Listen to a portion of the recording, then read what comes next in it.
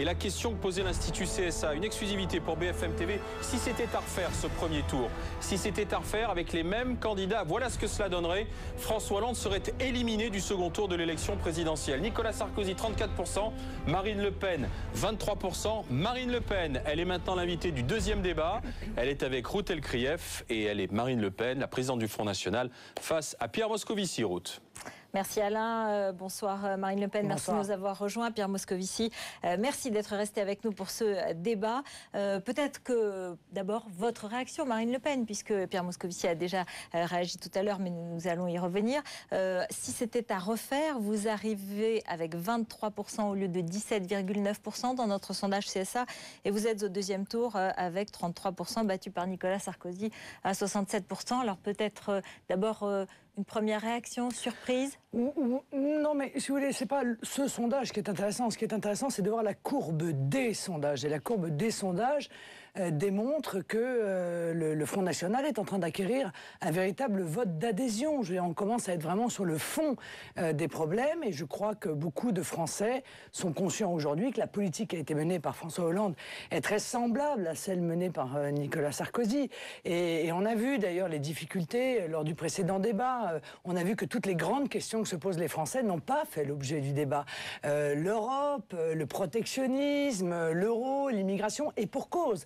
Parce que c'est vrai que sur ces grands sujets-là, il faut bien dire que la politique qui est menée dans ces grands axes, parce que c'est ça qui est important. C'est aussi le pouvoir d'achat, le chômage, et on l'a abordé dans ce premier débat. C'est lié, bien sûr. C'est lié à l'Union européenne.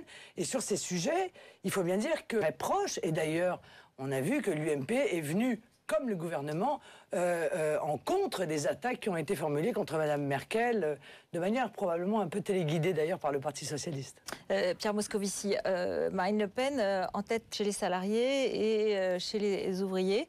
Il y a un problème du Parti Socialiste, ou en tout cas de François Hollande, aujourd'hui avec les couches populaires ?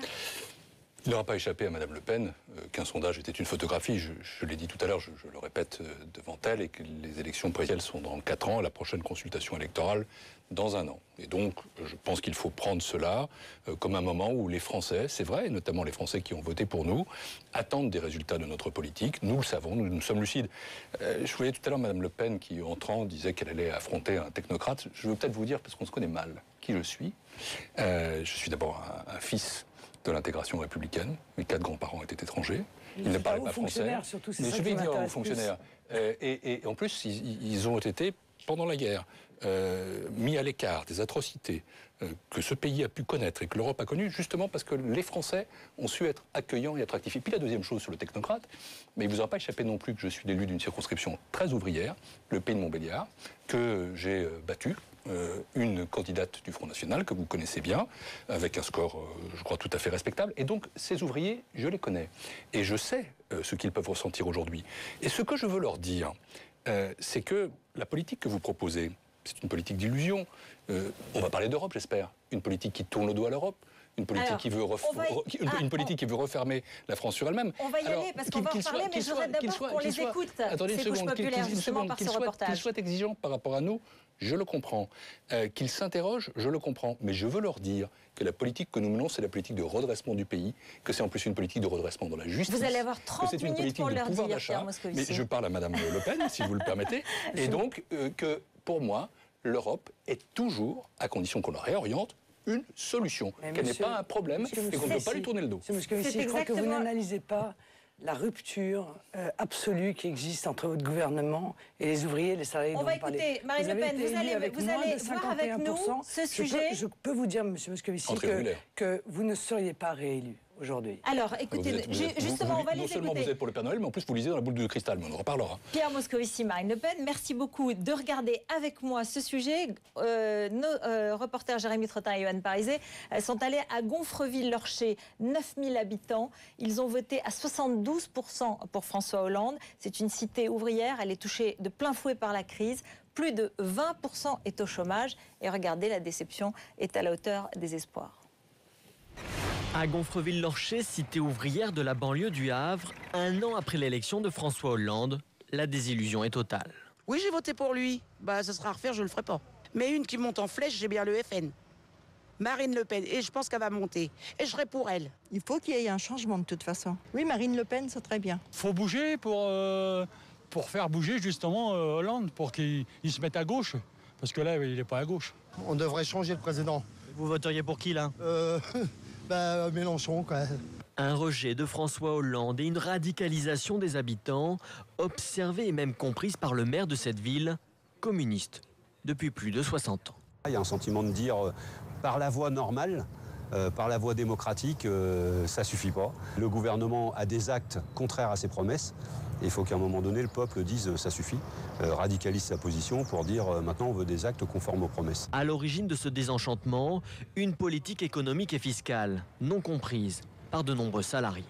La loi sur les heures supplémentaires, par exemple. Par exemple, prenons un couple d'ouvriers, un couple qui travaille, qui s'est toujours démené pour se lever le matin et puis aller au travail. On continue à augmenter leurs impôts, on continue à augmenter leurs taxes. Et dès qu'il s'agit d'avoir une aide, il n'y a plus personne. Il ferait mieux de s'occuper de tout ce qui est la merde dans la France avant de s'occuper des mariages gays. Et puis, il y a aussi ces promesses non tenues, les fermetures de Florange et de Petroplus, vécues dans ce bassin industriel comme une véritable trahison. On leur a fait croire que il y avait espoir, alors qu'en fait, il n'y avait rien de... Il ne s'est rien passé, quoi. On les amenait en bateau en leur disant qu'il y avait peut-être des repreneurs. À chaque fois, les repreneurs arrivaient, à chaque fois, on les sabrait, quoi. Face à ces promesses non tenues, beaucoup ne croient pas aujourd'hui à celle de l'inversion de la courbe du chômage avant la fin de l'année. Souhait pourtant le plus cher à Gonfreville-Lorcher, où plus de 20% de la population est sans emploi.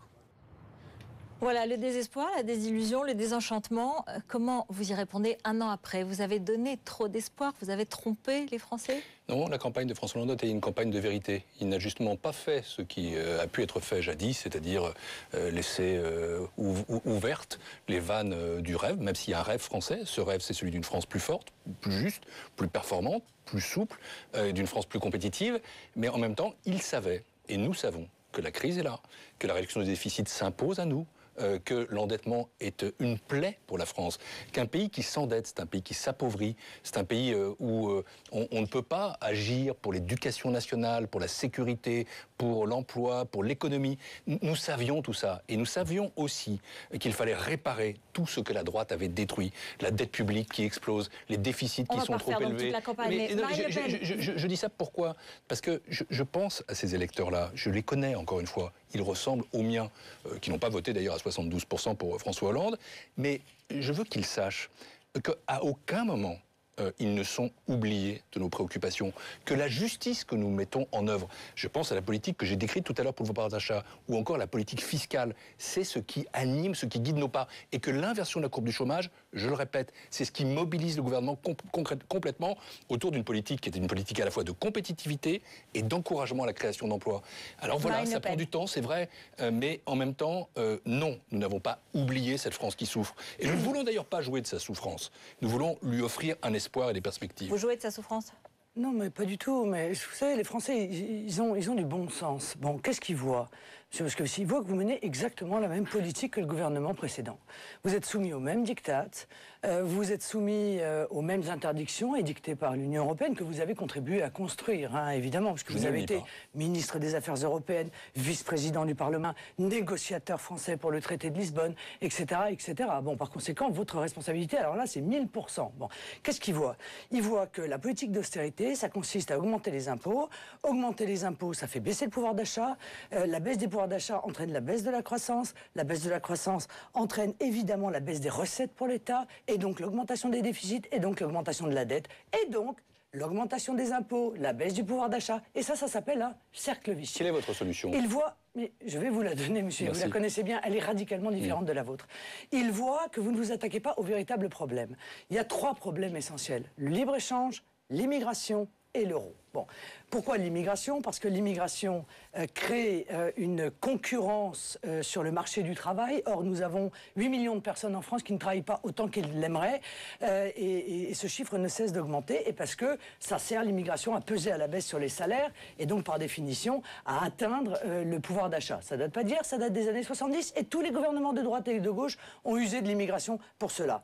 Le libre-échange, eh bien, ils se rendent compte que 500 000 emplois industriels ont été perdus en 5 ans que ça va continuer. Parce que eux, ils sont ouvriers, ils sont salariés. Ils voient bien qu'ils sont en concurrence avec des gens qui n'ont pas les mêmes normes. Les agriculteurs le voient, les ouvriers le voient, les mêmes normes sociales, les mêmes normes environnementales, qu'ils ne sont pas payés avec les mêmes charges et que vous avez organisé un dumping social, non seulement d'ailleurs de la part de pays étrangers à l'Union européenne, mais même au sein de l'Union européenne. Alors, réponse, Pierre Moscovici. Il y a aujourd'hui, je crois, 40 000 emplois qui vont être perdus dans le BTP à cause de ça. On parlera de l'euro ensuite, puisque évidemment, c'est la suite. Je veux d'abord dire une chose que j'assume complètement, puisque je fais un débat avec Mme Le Pen. Moi, je suis un Européen. Je suis un Européen engagé. Je l'ai toujours été. Je le reste. Et je pense en effet que l'Europe peut-être, doit être la solution. Mais là où je m'écarte de vous, c'est sur l'idée que nous serions en train de mener la même politique que les autres. Non, nous ne menons pas une politique d'austérité. Nous menons une politique sérieuse. Une politique sérieuse, et ce que vous proposez n'est pas sérieux. C'est justement de l'illusion. Les déficits publics ne sont pas une invention. Les déficits publics, on ne peut pas les laisser filer. La dette publique, c'est ce qui pèse aujourd'hui comme étant pratiquement le premier budget de l'État. Et moi, je dis qu'un euro de dette en plus, c'est un euro improductif, c'est un euro qui ne sert à rien, ni au service public, ni à l'économie, et donc qu'il faut réduire les déficits. Oui, mais en refusant l'austérité. L'austérité, ce serait d'accepter, en effet, d'être uniquement soumis à des chiffres, par exemple 3% en 2013. Nous ne le faisons pas, nous ne le ferons pas, parce que nous voulons soutenir la croissance, parce que nous souhaitons une Europe qui, à la fois, soit sérieuse, mais pas austère. La deuxième chose que je voulais dire, c'est qu'au fond, il y a 3 remèdes que vous proposez. J'espère qu'on va en parler un peu profondément. C'est-à-dire arrêter toute forme d'immigration, la France fermée. Deuxièmement, c'est mettre fin à l'euro. Et c'est troisièmement, le protectionnisme. Et je dis que, d'une part, faisant ça, vous ignorez complètement comment fonctionne aujourd'hui l'économie mondiale. Nous sommes un pays ouvert, nous sommes un pays qui exporte, nous sommes un pays qui importe, nous sommes un pays qui ne supporterait pas le protectionnisme. Quant à la fin de l'euro, j'aimerais bien qu'on discute ensemble des conséquences que cela aurait. Et moi, je vous dis ici que non, ce ne serait pas l'apocalypse, parce que l'apocalypse, franchement, c'est trop facile comme argument, mais que ce serait, pour l'économie française, plus qu'un affaiblissement, un effondrement. Et je suis prêt à le démontrer point par point. Si vous voulez sortir la France de l'euro, vous allez plonger la France dans la catalepsie, la faire régresser, l'affaiblir et la faire carrément disparaître des radars économiques. C'est moi qui surfe sur la peur. Lourde. C'est vous qui surfez sur la peur, monsieur. Non, je ne surfe pas sur une peur. Je voudrais que vous m'expliquiez. Elle va nous l'expliquer. On peut sortir l'euro, et moi je vous dirai pourquoi c'est une catastrophe. D'abord, je voudrais quand même vous montrer, parce que vous parlez d'isolement. Hein. Ça, c'est l'argument classique. Ah oui, on va être isolé, on va être isolé. Bon, d'abord, je voudrais vous montrer cette carte. Elle est très intéressante. C'est la carte de la croissance mondiale. Voilà. Vous voyez en bleu, il y a l'Union européenne et l'Iran. C'est-à-dire que la situation économique de notre pays est celle d'un pays qui subit un blocus. Voilà. Voilà les conséquences quand même de la construction européenne. Vous croyez que l'Europe subit un blocus ? Alors, laissez parler Marine Le Pen, continuons. Nous sommes dans la situation, la zone euro est dans la situation d'un pays qui vit un blocus. C'est-à-dire le seul pays qui est équivalent, c'est l'Iran. Bon, alors, ça c'est la première chose. Tout le reste du monde est en croissance. Alors parlons-en. Est-ce qu'il ne faut pas être en relation avec ce reste du monde? Nous sommes donc isolés, puisque le reste du monde est en croissance, et nous ne le sommes pas. Parce que nos frontières sont ouvertes à tous les vents. Sauf que, madame, le protectionnisme s'applique partout. Et c'est ça que M. Moscovici ne veut pas dire. Il s'applique aux États-Unis, il y a des droits de douane, il s'applique au Brésil, en Argentine, en Russie, en Chine, au Japon, en Corée du Sud. Alors c'est soit par l'intermédiaire d'un avantage qui est donné aux PME, PMI dans l'accès au marché public. Tous les pays le font. Nous n'avons pas le droit de le faire, l'Union européenne nous l'interdit. C'est par l'intermédiaire de droits de douane qui sont mis pour protéger certains secteurs. C'est le cas dans beaucoup de pays dans le monde. Mais nous, l'Union européenne, nous l'interdit. Nous devons être nus dans les vents violents et mauvais de la mondialisation. Et on nous explique qu'il faut être compétitif. Je répète que je ne vois pas comment est-ce qu'on peut être compétitif, Monsieur Moscovici, quand on est en concurrence avec des salariés du Bangladesh. Alors, réponse c'est peut-être d'être payé $50 par mois et vivre dans des cahutes, si vous voulez. Moi, je ne vois pas quoi dire d'autres Français, parce que je ne suis pas Merlin l'Enchanteur, mais vous, oui, manifestement. D'abord, non, vous n'ignorez pas que la France fait partie d'une organisation qui aujourd'hui couvre l'ensemble de la planète, qui s'appelle l'OMC. Et alors, l'Organisation mondiale du commerce. L'Organisation mondiale du commerce, et que les accords à l'OMC sont des accords qui supposent une forme de réciprocité pour laquelle nous nous battons. Moi, je ne dis pas que l'Europe ne doit pas se protéger. Je dis que le protectionnisme n'est pas la solution. Qu'est-ce que ce serait le protectionnisme? Ça consisterait à dire, voilà, nous nous enfermons derrière des frontières, nous combattons les importations et nous dopons nos exportations. Et de surcroît, si ça s'accompagnait de la sortie de l'euro, pour laquelle vous militez, et pour laquelle, encore une fois, je souhaite que nous parlions, nous aurions, par exemple, une dévaluation de ce qui resterait, du franc, de l'ordre de 25 à 30%, qui renchérirait les importations. Qu'est-ce que ça signifierait, par exemple? Je vais prendre un exemple. Ça signifierait le sans-plomb en quelques jours à 2 €. C'est insupportable. Vous savez, ce qui fait qu'une économie fonctionne, la croissance, c'est quand les entreprises sont performantes. Et ce qui nous permettra d'affronter des économies qui ont des salaires beaucoup plus bas, c'est d'être plus innovants, c'est d'être capable de rechercher plus, c'est d'être capable d'offrir des produits qui, sur le marché mondial, sont des produits attractifs. Et donc, moi, je suis en train de vous dire qu'en effet, je suis favorable à une économie ouverte. Et je vais vous donner un exemple. Je vais vous donner un exemple supplémentaire. J'étais avec le président de la République en Chine. Et en Chine, nous avons d'une part voulu accompagner des entreprises, des PME notamment, pour pénétrer les marchés chinois. Et nous avons aussi dit qu'il fallait des investissements directs en France. Mais je vais vous donner 2 chiffres. Le premier, 33% des emplois industriels viennent d'investissements étrangers en France. 25% de nos exportations industrielles viennent d'investissements étrangers en France. Et vous voudriez, vous, que nous nous réfugierions derrière des sortes de murs? Je dis que ça, c'est une politique de gribouille. Bon, monsieur, d'abord, je suis en train de vous dire que je veux que nous appliquions, nous, les mêmes protections qu'appliquent d'autres pays. C'est donc une réciprocité. Aujourd'hui, il n'y a pas de réciprocité. Ils appliquent des limitations à nos importations, mais nous n'appliquons pas de limitations à leurs importations. Et ça pose un problème. L'OMC, vous me parlez de l'OMC comme si l'OMC interdisait. Vous savez bien que l'OMC ne l'interdit pas, parce que l'OMC autorise à instaurer des droits de douane jusqu'à 50% pour les produits agricoles. Nos agriculteurs seraient bien heureux de ne pas se retrouver confrontés à la concurrence déloyale de produits qui sont fabriqués sans aucune norme sanitaire et qui arrivent avec des coûts horaires qui évidemment font que nous ne pouvons pas être en compétition avec eux sans cette protection douanière. Et jusqu'à 35% l'OMC accepte pour les produits non agricoles. Et c'est d'ailleurs pour ça que tous les pays dont je vous ai parlé, en l'occurrence, eh bien, ils utilisent ces protections. Ils se réarment dans la mondialisation. Ils ne sont pas naïfs face à cela. Vous nous avez vendu ce débat, M. Moscovici, au moment où il a fallu ouvrir les frontières aux textiles chinois. Vous avez dit, mais oui, mais nous, on fait du luxe, nous, on a un savoir-faire. Nous, on va faire du luxe et eux, ils vont faire des babouches. Ben non, ils font du luxe aussi bien que nous, figurez-vous. Ah non. Parce que, non, mais vous inquiétez pas. Ah si, si on leur transfère la technologie, monsieur Moscovici, si on leur explique exactement comment il faut faire ce que l'on est en train de faire de manière folle depuis des années, ils font aussi bien et évidemment est-ce qu'on ne se priverait pas de l'emploi industriel dont parlait Pierre Moscovici en fermant nos frontières? Mais en aucun cas, comment faisions-nous avant, lorsque nous avions des frontières? Le commerce ne nécessite pas d'avoir, encore une fois, les portes grandes ouvertes. Il faut mettre des droits de douane intelligemment, presque chirurgicalement. C'est ainsi que les États-Unis, par exemple, ont mis des droits de douane sur les importations de pneus chinois pour préserver leur secteur économique. Voilà. Alors, nous par exemple, décidons sur lesquels il faudrait le faire, concrètement au niveau européen, bien sûr, pas français. Mais français au niveau français, français madame. seulement. Mais oui, je vais vous expliquer. Alors, par exemple, sur lesquels, madame, je vais vous expliquer pourquoi. Les fruits et légumes, par exemple, qui sont le porc en Allemagne. Vous voyez, l'Allemagne utilise des salariés à très bas coût, entre 400 et 500 € par mois, pour faire à l'intérieur de l'Union européenne du dumping social. Eh bien, qu'est-ce que l'on dit? On dit, écoutez, non, là, vous faites, ça c'est du dumping social, par conséquent, nous mettons en œuvre un droit de douane parce que vous ne respectez pas, dans ce domaine particulier, les règles d'une concurrence loyale. Est-ce qu'on peut faire ça? Est-ce qu'on doit faire ça? Ça a toujours été comme ça. Il ne suffit pas, comme ça, d'enfiler des formules, d'ailleurs totalement imprécises, pour dire des vérités. Et je vais vous reprendre sur un certain nombre de points.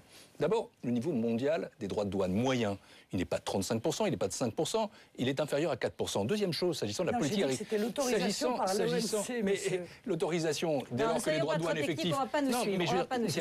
C'est quand Mme Le Pen dit qu'on peut faire 50% et qu'en pratique on fait moins de 4%, il y a quand même une différence qui est très sévère. Deuxième chose, sur l'agriculture. Ben moi, je suis très fier qu'on ait une politique agricole commune. Mais vous savez, dans les enceintes dites de l'OMC, dans les négociations commerciales internationales, on nous dit à chaque fois, c'est protectionniste. Et en effet, nous avons une agriculture qui est soutenue, une agriculture qui est défendue, une agriculture qui, à certains égards, est subventionnée. Et nous nous battons. C'est ce qu'a fait le président de la République pour la politique agricole commune. Et avec notre argent. Mais c'est l'argent de tous. Non, c'est notre argent. Mais les paysans savent très bien que sans l'Europe et sans la PAC, il n'y aurait plus d'agriculture en Europe, alors qu'au contraire, nous avons développé... Et la troisième chose que je voulais dire, c'est, encore une fois, on est en plein dans l'illusion, Madame Le Pen. Ce qui fait que les Chinois fonctionnent aujourd'hui, c'est parce qu'ils sont commercialement agressifs, c'est parce qu'ils sont innovants, c'est parce qu'ils sont performants, c'est pas parce qu'il y a des droits de douane. Et vous savez, vous parliez du luxe, je viens de Chine et de Hong Kong. Franchement, s'il y a un secteur qui se porte encore très bien dans l'économie française et dont on doit être fier, c'est celui-là. Pourquoi ? Parce que quand on innove et qu'on a des produits qui sont des produits qui correspondent à la demande, et il y a notamment une consommation qui se développe, y compris en Chine, alors ça fonctionne. Et donc, mon remède, c'est l'innovation. Celui de François Hollande, c'est une économie plus forte. Vous voulez simplement une économie qui soit fermée et donc plus faible. Mais je ne veux pas d'économie fermée, monsieur. Je veux que nous réarmions dans la mondialisation. Encore une fois, arrêtez. Mais non, monsieur, alors, je l'ai dit, il faut arrêter le libre-échange. C'est pour ça que vos électeurs fuient, car eux, ils vivent le libre-échange tous les jours. Mais vous leur laissez croire que ce serait une solution, alors que c'est un mensonge. Ils vivent la désindustrialisation, ils vivent les délocalisations de la part d'entreprises qui vont chercher ailleurs des employés à bas coût dans une espèce de course à l'esclavagisme qui devrait vous faire honte, monsieur Moscovici. Alors, écoutez, ne me faites pas ce numéro-là. Mais si, je vous le fais. Parce que la désindustrialisation et la délocalisation, je la connais aussi. Et ce qui fait qu'on va produire en France le Made in France pour lequel nous nous battons, c'est encore une fois parce que nous serons meilleurs que les autres, plus innovants, que nous aurons des entreprises qui sont plus performantes. C'est le crédit d'impôt compétitivité emploi, c'est la politique que nous menons pour investir en France avec la BPI. Et c'est pas des pistons, c'est pas des tuyaux, c'est l'économie, ce sont les entreprises. Vous les ignorez. Vous voulez simplement fermer des frontières, ériger des murs. Ce n'est pas une solution. Sortir de l'euro serait une solution, puisque c'est quand même un de vos mots d'ordre très importants. C'est là-dessus que vous proposez aussi une solution radicale. Pierre Moscovici disait dévaluation et appauvrissement finalement des Français très rapidement, renchérissement des produits, renchérissement de la dette. Oui, d'accord. Alors, écoutez, l'euro a démontré son inaptitude totale. L'euro est une véritable catastrophe. Ça fait 10 ans que l'euro est en place. Ça fait 10 ans que la zone euro a une croissance nulle, la plus mauvaise du monde. Bon, aujourd'hui, tout le monde est conscient qu'il faut, avec nos partenaires européens, envisager le retour aux monnaies nationales et l'organiser. Pas attendre que ça nous saute au visage. L'euro, qu'est-ce que ça a comme conséquence? D'abord, ça a entraîné une augmentation des prix spectaculaire. Et on a beau essayer de maquiller ça par les chiffres, les Français, ils ont bien vu le prix du caddie. Bon, deuxièmement... Si on sort de l'euro, il n'y aura pas d'inflation. Le sauvetage de l'euro. On ne cesse de sauver l'euro. D'ailleurs, M. Moscovici, qui est très compétent, il donne des leçons de compétences économiques à tout le monde, mais vous vous êtes beaucoup trompé aussi, M. Moscovici. Hein. Par exemple excusez-moi, vous nous avez expliqué qu'à Chypre, il n'y aurait pas de contagion de la crise, c'est la Slovénie qui est en train de tomber. Vous nous avez expliqué qu'on allait avoir 1,7 puis 0,8 de croissance. On a eu 0 de croissance en 2012, comme d'ailleurs je l'avais prévu, pardon, et on en aura probablement moins 0,1 à moins 0,3 en 2013. Donc toutes vos prévisions sont fausses, et elles seront fausses, et c'est bien grave, parce que c'est encore de l'austérité supplémentaire qu'il va falloir que vous mettiez en œuvre pour arriver à obéir aux injonctions de l'Union européenne. Le sauvetage de l'euro, ça nous a déjà coûté 70 milliards d'augmentation de l'endettement. Hein. Et je ne compte pas le droit de tirage de 31 milliards, le chèque que vous avez fait à Mme Lagarde, patronne du FMI, M. Moscovici, puisque c'est vous. De quoi parlez-vous? On va y venir. Vous vous êtes engagé au nom de la France à abonder à hauteur de 31 milliards le FMI, oui ou non? Pour vous, il faut le lâcher. Pour vous, il faut sortir de la zone euro et donc laisser un certain nombre de pays en difficulté. Mais, encore une fois, on voit bien que l'euro est un échec. Moi, je comprends que l'UMP et le PS aient pas envie de le dire. Parce que le dire, c'est revenir à cet extraordinaire slogan et en même temps qui fend le cœur de la jeunesse chypriote. Vos erreurs, notre futur. Voilà, l'euro a été une erreur majeure. Il ne sera pas sauvé. Contrairement à ce que vous dites, M. Moscovici, c'est trop facile de dire c'est une folie de revenir aux monnaies nationales. Il y a plus de 35 économistes qui constatent que l'euro n'est pas viable. Il y a 6 prix Nobel d'économie qui constatent que l'euro n'est pas viable. Et M. Sapir a fait une étude sur le retour aux monnaies nationales. Et qui ne vote pas pour le Front National. Non, qui vote plutôt pour Jean-Luc Mélenchon. Pierre Moscovici va répondre. Permettez que je revienne sur un certain nombre de points. Et il s'avère que l'ensemble des oppositions qui sont portées au retour aux monnaies nationales sont fausses, toutes sans exception. Alors d'abord, les Français savent ce que l'euro leur a apporté, c'est-à-dire la stabilité, la protection et notamment le fait de pouvoir payer à la fois leurs dettes et les investissements des entreprises à des taux d'intérêt exceptionnellement bas. Je ne suis pas de ceux qui disent que la zone euro va bien, mais ce n'est pas pour la raison qu'a dit Mme Le Pen, c'est parce qu'au contraire, tous ces pays, tous nos pays étaient drogués depuis des décennies à l'endettement. C'est parce que nos systèmes bancaires étaient défaillants. Et ce qu'il faut faire aujourd'hui, c'est pas défaire l'euro, c'est le faire. C'est le construire, c'est faire en sorte effectivement de répondre pays par pays aux crises qui existent, c'est faire aussi en sorte de trouver des solutions structurelles, comme par exemple une supervision commune des banques, comme la garantie des dépôts, comme des solutions quand des banques font faillite. C'est ce à quoi je m'emploie, c'est ce à quoi nous nous employons. Alors, la deuxième chose... C'est de la dentelle et Mme Le Pen veut un coup mais vous radical, savez, les Français, là, pour le coup... Les Français, pour le coup, qui nous regardent, savent ce que l'euro apporte. Et d'ailleurs, on parle d'enquête d'opinion de manière très robuste. Ils sont favorables à l'euro. Pourquoi ? Parce qu'ils savent que la sortie de la zone euro serait une catastrophe. Je vais vous montrer en quoi. Demain, à Dieu ne plaise, vous êtes aux responsabilités et vous décidez tout seul, parce que personne d'autre ne le veut, que la France sort de la zone euro. Qu'est-ce qui se passe ? Première chose, effondrement du système bancaire. Parce que nous avons des participations croisées dans toutes les banques, parce que notre dette était mise en euros, et il n'y aura pas un Lehman Brothers, il y en aura 10. Et il y aura des centaines de milliers d'emplois qui seront concernés là. Deuxième chose, que se passe-t-il ?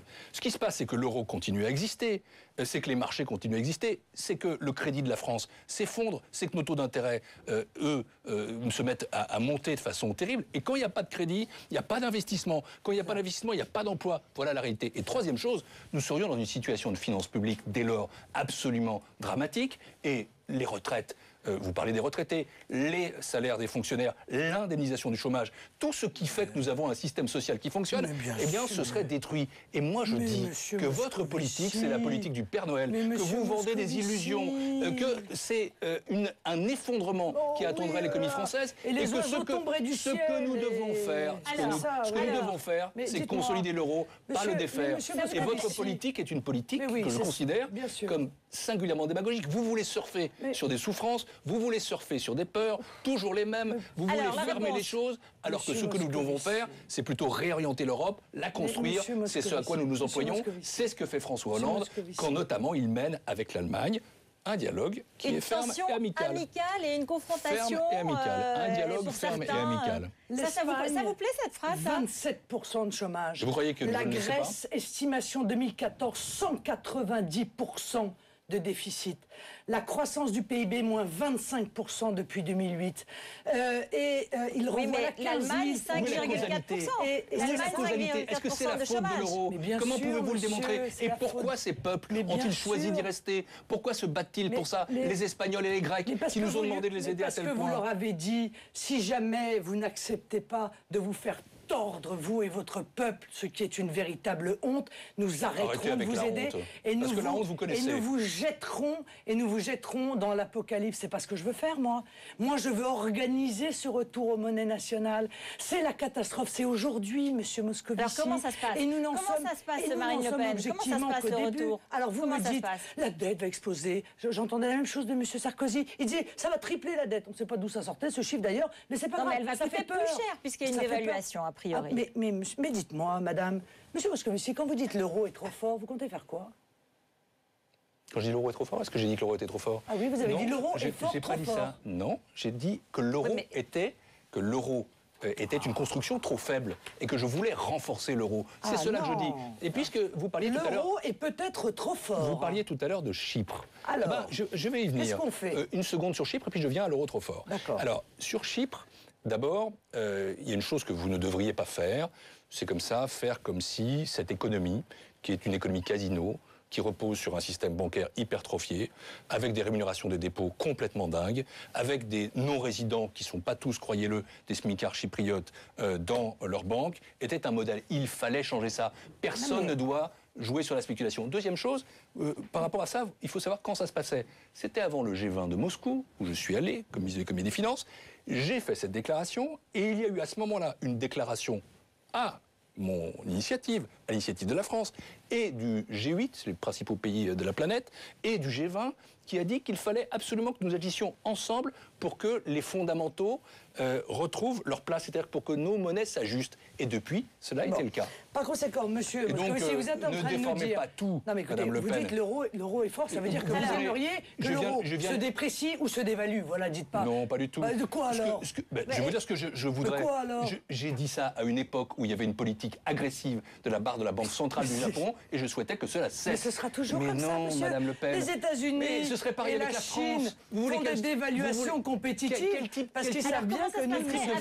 Quel type de franc voulez-vous? Moi, je vais vous dire. Je poursuis sur mon scénario. C'est-à-dire le vôtre. Vous revenez aux responsabilités. Pardonnez-moi. Laissez-moi exposer le mien. Vous revenez aux responsabilités. Le vôtre. Et vous êtes, si je comprends bien, pour un franc qui n'est pas trop fort. Et bien, si vous avez un franc qui est très faible, on retombe sur ce que j'ai dit tout à l'heure, des importations dont le coût explose parce que notre économie est ouverte et elle est même déficitaire en termes de commerce extérieur. C'est une politique de gribouille. Vous allez, encore une fois, faire en sorte que notre économie s'appauvrisse, que les Français ne gagnent rien. Voilà ce que vous voulez faire. Vous changez d'avis, c'est ennuyeux.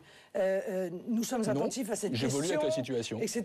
Et on nous dit qu'une hausse de 10 centimes d'euros, c'est 1 milliard de chiffre d'affaires en moins pour EADS. Bon, ça c'était dans les déclarations. Ça veut donc dire qu'on espérait que l'euro baisse. Or, s'il baisse, c'est soit une dévaluation, soit une dépréciation. Par conséquent, on retombe sur l'argument utilisé contre moi, mais qui ne vaut pas pour vous, manifestement, en disant « Ah oui, mais ça va surenchérir épouvantablement, par exemple, le pétrole. Oh là là, on va plus pouvoir, ça va être 2 euros le litre de pétrole. » Bon, mais ça n'est pas vrai. D'abord parce que moi, je compte baisser de 20% les taxes sur le pétrole. Vous savez que l'immense majorité du prix du pétrole, ce sont des taxes. Or, Monsieur Moscovici, en 2000, quand l'euro valait 0,80 $, eh bien, le prix de l'essence était inférieur et même très inférieur à ce qu'il est aujourd'hui. Vous savez donc bien qu'il n'y a pas d'effet automatique. De la même manière que la dette, on nous a dit, si on revient, puisque vous savez que si on revient à une monnaie nationale, c'est à équivalent, c'est-à-dire un nouveau franc, puisque le franc s'appellerait franc, mais c'est un nouveau franc égal 1 euro. Ça ne va pas augmenter considérablement la dette, contrairement à ce qui a été dit, pour une raison simple, c'est que 85% de la dette ce sont des contrats de droit français. Par conséquent, ça ne changera strictement rien. C'est vraiment... Permettez-moi de terminer sur l'épargne des retraités. On va finir sur ce thème. L'épargne des retraités, il va lui arriver exactement ce qui est arrivé à Chypre. Puisqu'aujourd'hui, chacun admet, et même le président chypriote l'a dénoncé, que Chypre a servi de cobaye à ce que vous ferez demain pour pouvoir sauver votre monnaie que vous aimez tant, l'euro, et qui fait tant de mal. Eh bien, vous irez taper dans les dépôts et donc dans l'épargne des Français, comme vous avez tapé dans l'épargne des Chypriotes et peut-être demain dans l'épargne slovène. Il nous reste 5 minutes, on va conclure sur ce thème et je voudrais qu'on parle d'immigration. Je crois que je suis un petit peu en retard, donc je peux dire 2 choses là-dessus. Voilà, d'abord, sur la dette. Pour finir là-dessus. C'est vrai que c'est un contrat de droit français, mais c'était mis en euros. Et donc je maintiens tout à fait. Mis en nouveau franc. Je maintiens tout à fait. Mais vous ne pouvez pas comme ça renégocier des contrats. Ça existera. L'euro en droit existera. International, monsieur, c'est exactement ce qui se passe. Je vous dis, Madame Le Pen, qu'effectivement la dette exploserait à ce moment-là et que nous devons absolument prohiber cela. Deuxième chose, sur Chypre, encore une fois. Il faut connaître la position française. Nous avons toujours été opposés à ce qu'on touche les dépôts inférieurs à 100 000 euros et c'est ce qui s'est finalement fait. Et comparer la Chypre à la France, c'est vraiment d'une démagogie absolument invraisemblable. Enfin, troisième chose. Voilà, la dévaluation, attendez, la dévaluation que j'évoquais, c'est pas une dévaluation de quelques fractions, comme on peut l'envisager. C'est 25 à 30% parce que dès lors que la monnaie s'effondrerait, et je dis qu'à ce moment-là, je dis même si vous voulez 20%, moi ça m'est égal. Je dis qu'effectivement à ce moment-là, vous aurez des ordinateurs plus chers, Internet plus cher, vous aurez tout ce qui est importé plus cher, vous aurez surtout l'essence beaucoup plus chère, et vous aurez pour le panier des ménages là quelque chose qui ferait en sorte que leur consommation serait touchée. Illusion, démagogie, inexactitude, imprécision. Vous avez parlé de 3 thèmes. Que le problème de l'euro-fort, c'est un problème de compétitivité. Finissons sur ce thème. Il nous reste 5 minutes. Mais je ne dis pas. Marine Le Pen. Nous travaillons sur la compétitivité vraie. Marine Le Pen, vous avez parlé de l'immigration. Je voudrais qu'on y revienne pour finir. Vous vous trompez. Non, je ne suis pas la seule. Merci à tous les deux. Vous avez remarqué en Europe que ce débat est en train de monter de manière spectaculaire. Alors justement là-dessus, vous l'avez remarqué. quand même. Justement, c'est vrai qu'avec le populisme, les choses montent. C'est-à-dire c'est vrai qu'avec le la jeu, remise en cause du système établi. Le jeu sur les souffrances, le jeu sur les peurs, les solutions illusoires à la Père Noël, celles que vous faites, c'est vous qui faites du catastrophisme. C'est cela qui fait monter cette inquiétude. Vous êtes quelqu'un qui sème l'inquiétude. Vous vivez de l'inquiétude, vous vivez de la peur, alors que la France est une société ouverte, c'est une grande économie. Vous devriez avoir confiance en elle et non pas tâcher comme ça de saper le moral des Français. C'est en vous que j'ai pas confiance. C'est pas en la France. En la France, j'ai confiance. Allons. Bah oui, elle n'a pas confiance en vous. Alors, vous avez confiance dans la vous France, Marine Le Pen. Plus tellement, manifestement. Marine Le Pen, vous avez confiance François Hollande a été élu président de la République et nous sommes là pour ça. Elle a intégré un certain nombre de C'est bien, bravo. Mais les Français là-dedans, dans quelle situation sont-ils? Marine Le Pen. Les Français, ils attendent que la politique que l'objectif, c'est être réélu. D'ailleurs, c'est le seul objectif de la classe politique française depuis 30 ans, être réélu. Les Français ont besoin d'un cap. D'ailleurs, M. Hollande l'a dit, lorsqu'il était à l'émission de télévision, il a dit il faut que Mme Merkel comprenne que l'austérité, il faut que ça s'arrête, non pas parce que ça entraîne la ruine, parce que les Français n'arrivent plus à boucler les fins de mois, non, il a dit parce que ça rend les gouvernements impopulaires. Parce qu'on ne va pas être réélu. Alors ça, c'est grave. On a un président, pardon. Vous arrivez en deuxième. Dans notre sondage, vous arrivez en deuxième. Ça vous donne des responsabilités. Ça vous donne éventuellement une situation de crédibilité. Vous arrivez dans une situation de pouvoir. Qu'est-ce que vous faites? Vous avez dit l'immigration, c'est un danger. L'immigration, c'est impossible. François Hollande, depuis un an, et avec Manuel Valls et avec les tenants de la gauche réaliste, on dit aussi l'immigration en temps de crise, c'est pas si simple. Il faut y réfléchir. Pendant la campagne. Pendant la campagne. Emmanuel Valls l'a répété pendant la dernière année. Donc pour vous, rien n'a changé pour vous depuis un an? Excusez-moi, moi je regarde ce que M. Valls a dit. M. Valls a dit « Je ferai la même politique d'immigration que Nicolas Sarkozy », c'est-à-dire 200 000 entrées légales par an. 200 000 par an. Sans compter les clandestins, parce qu'on n'a pas parlé du problème des Roms, mais c'est un problème qui est considérable. Et M. Valls s'en rend compte, sauf qu'il n'a pas les moyens. Car à chaque fois, c'est pareil. C'est l'impuissance. Ah ben, on ne peut pas faire. Ah ben, Schengen. Ah ben, les frontières sont ouvertes. On est un pays ouvert. Mais on est un pays ouvert. Jusqu'à où? Et jusqu'à quand? Et jusqu'à quel niveau de poids pouvons-nous supporter cela? Vous êtes allé devant un camp de Roms il y a 2 jours, et ils étaient derrière vous. Certains vous ont dit pourquoi vous ne leur avez pas parlé, mais concrètement, vous leur dites du jour au lendemain, vous prenez vos clics et vos claques et vous partez, c'est ça? C'est exactement cela, Madame K. Ils sont clandestins sur le territoire français, que nous versons des milliards à la Roumanie et à la Bulgarie pour intégrer les Roms, ce que manifestement ils ne font pas, mais surtout je maîtrise à nouveau mes frontières, car c'est bien gentil de jouer les généreux, mais les camps de Roms ne s'installent pas à côté de ceux qui prennent ces décisions, voyez-vous. Ils s'installent dans des endroits qui représentent une gêne très lourde pour nos compatriotes. Bon, le problème, c'est vous avez vu que l'aide... En janvier 2014, et je terminerai, en janvier 2014, Schengen, normalement, devrait permettre à la Roumanie et à la Bulgarie d'être... Excusez-moi, non, attendez, laissez-moi terminer ma phrase. D'être membre... Vous allez répondre, Pierre Moscovici, vous allez répondre. D'être membre à part entière de l'Union européenne. Or, il y a en Europe de l'Est 10 à 12 millions de Roms. Il est évident qu'ils pourraient venir, peut-être pas les 12 millions bien sûr, mais un nombre très conséquent, venir s'installer sur le territoire français sans que rien ne puisse être fait pour les en empêcher, parce qu'on a voté l'ouverture de l'Union européenne à la Roumanie et à la Bulgarie. On voit bien au fond ce qui nous sépare, c'est extrêmement net pour le coup. Vous êtes partisane d'une société qui se ferme et se referme, d'une société qui se protège, c'est le protectionnisme, d'une société qui rompt avec l'euro et qui donc tourne le dos à l'Europe, d'une société qui fait en sorte de nourrir ce fantasme de l'immigration. Non, de nourrir les siens. Non, mais attendez, moi, vous savez, je vous l'ai dit tout à l'heure, je sais ce que sont mes origines, je sais ce qu'est l'histoire de notre pays. On n'a pas parlé de valeurs. Vous laissez finir Pierre Moscovici.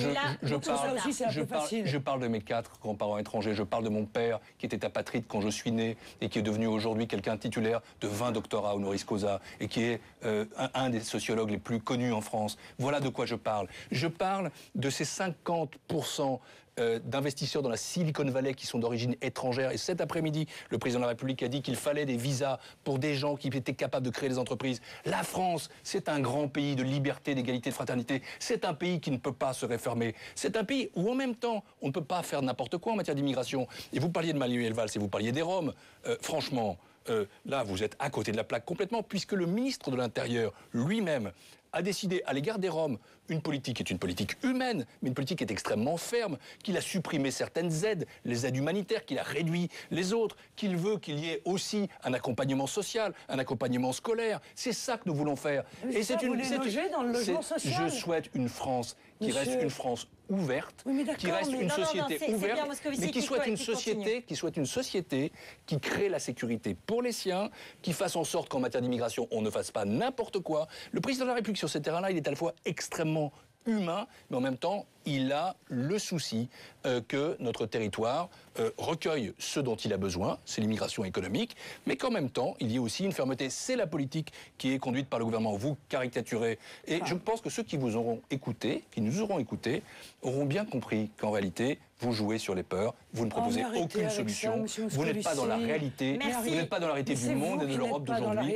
Je pense que vous vous trompez profondément et que ce n'est pas la politique dont ce pays a besoin. Merci beaucoup, merci à tous les deux. Merci d'avoir participé à ce débat. Vous avez à peine 10 secondes de différence dans les temps. Merci beaucoup. C'est Alain Marchal, bien sûr, qui reprend la main pour continuer à nous dévoiler les résultats du sondage CSA. Effectivement, Routel Krief, puisque c'est l'enseignement principal de notre